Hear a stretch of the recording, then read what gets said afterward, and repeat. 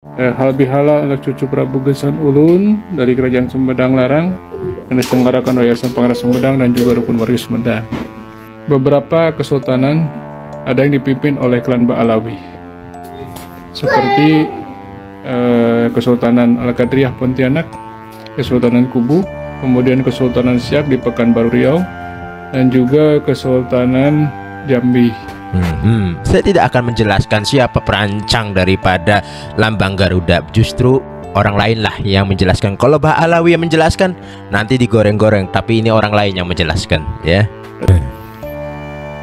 Jadi perbedaan suku, perbedaan etnis, perbedaan klan, mari jadikan sebagai khasanah kekayaan daripada bangsa negara Indonesia. Jangan jadikan sebagai alat untuk memecah belah bangsa. Ingat sekali lagi, semboyan negara kita adalah Bhinneka Tunggal Ika.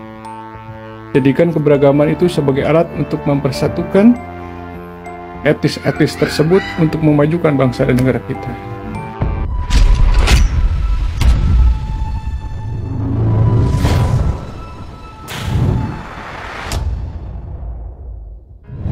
Assalamualaikum warahmatullahi wabarakatuh. Alhamdulillahirrabbilalamin. Kesempatan ini saya tertawa dengan adanya beberapa komentar-komentar yang memang komentar tersebut menyudutkan selalu Ba'alawi. Ba'alawi itu disudutkan di mana-mana pun, disudutkan di komentar apapun, di video apapun pasti ada membahas Ba'alawi.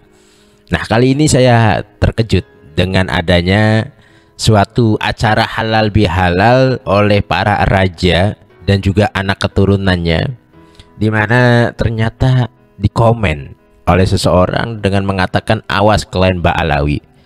Lalu setelah itu komentar terjawab, terbantahkan dengan sangat-sangat ilmiah kalau menurut saya, karena menjelaskan secara detail.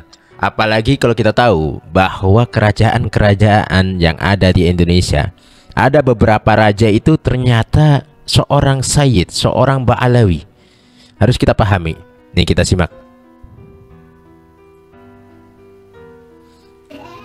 Awas klan Ba'alawi, itu komentar Anda pada video kita di acara Hal bihala anak cucu Prabu Gesan Ulun dari Kerajaan Sumedang Larang yang diselenggarakan oleh Yayasan Pangeran Sumedang dan juga Rukun Warga Sumedang.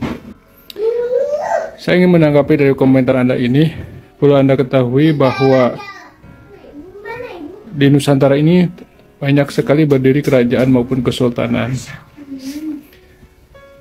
Beberapa kesultanan ada yang dipimpin oleh klan Ba'alawi, seperti Kesultanan Al-Qadriyah Pontianak, Kesultanan Kubu, kemudian Kesultanan Siak di Pekanbaru Riau, dan juga Kesultanan Jambi.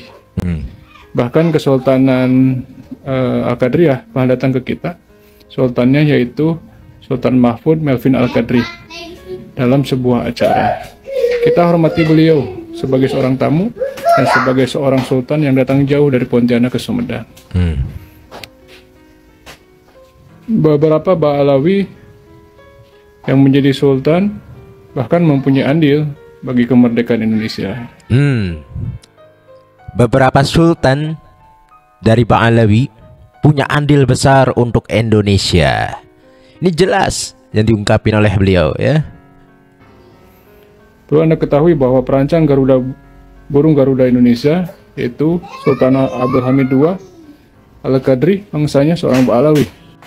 Saya tidak akan menjelaskan siapa perancang daripada lambang Garuda. Justru orang lain lah yang menjelaskan. Kalau Ba'alawi yang menjelaskan, nanti digoreng-goreng. Tapi ini orang lain yang menjelaskan, ya.